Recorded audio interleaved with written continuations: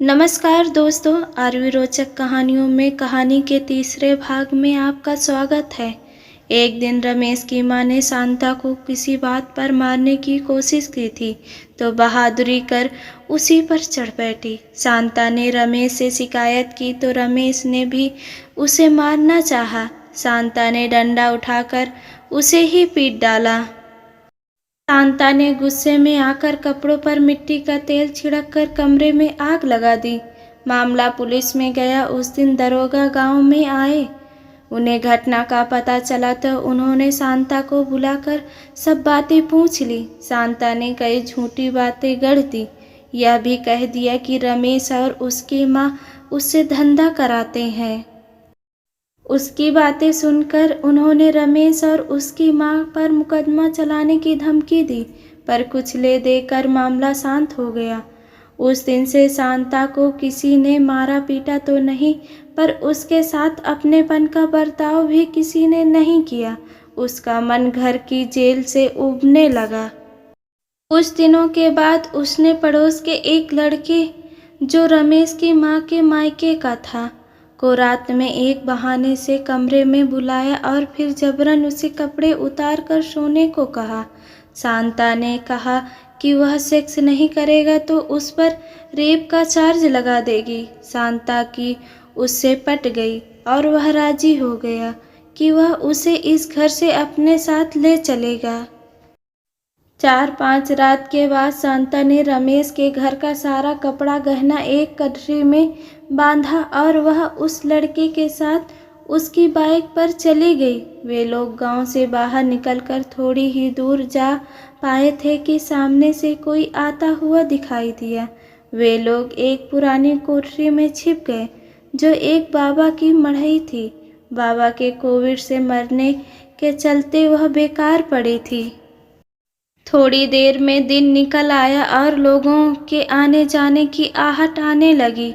शांता और उसके साथी ने कोठरी के किवाड़ बंद कर लिए और दिन भर वहीं रहकर रात को वहां से चलने का निश्चय किया। इधर शांता के भाग जाने की बात सारे गांव में फैल गई।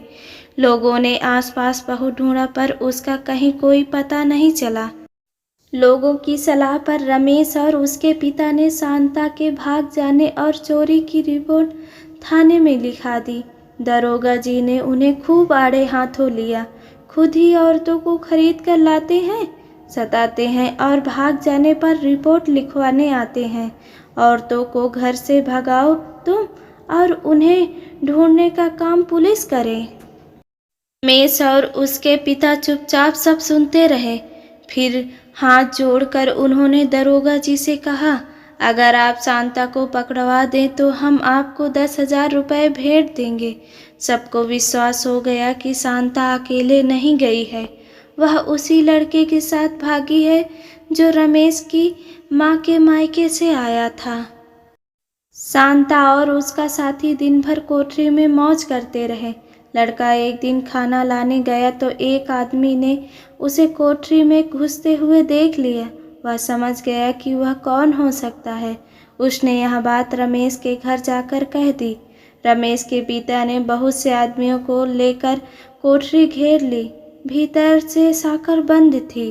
अंदर से शांता ने कहा, हम इस तरह किवाड़ नहीं खोलेंगे।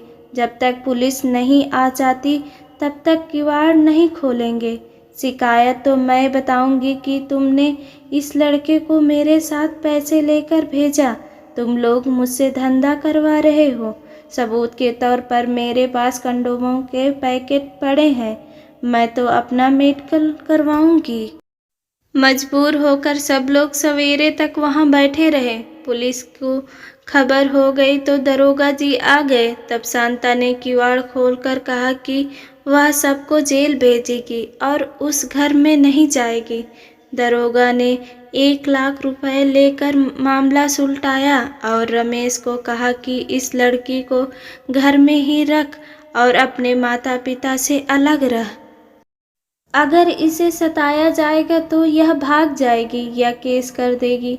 दरोगा जी ने रमेश के पिता से कहा। इसलिए शांता को समझा बुझाकर घर भेज दिया गया।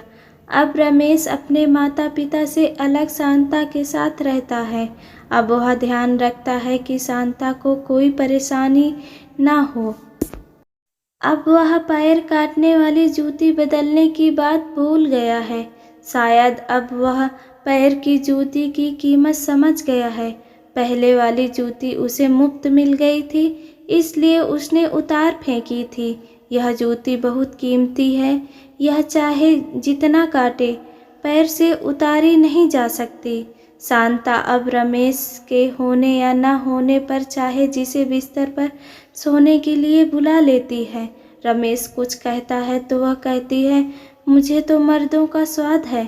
सती सावित्री को तो तुमने बिना तलाक दिए घर से निकाल रखा है। मैंने तो यहाँ बीबी की नौकरी की है।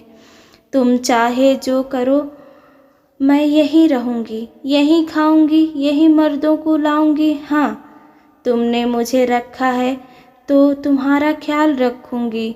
बोलो, आज रात को खीर खाओगी या हलवा?